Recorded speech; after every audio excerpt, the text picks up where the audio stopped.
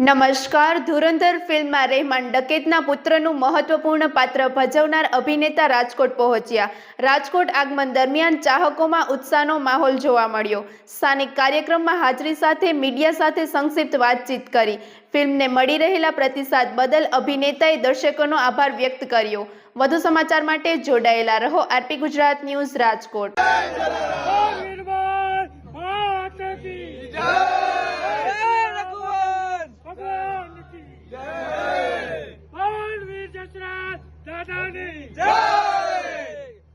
Thank you આટલો પ્રેમ આપવા માટે.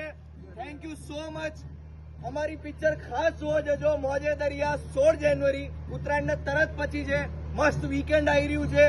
ખૂબ મજાની ફિલ્મ છે. મોજ મસ્તી વાળી ફિલ્મ છે. પ્લીઝ તમારા પરિવાર સાથે જોવા જજો. મોજ પડી જશે. મોજે દરિયા.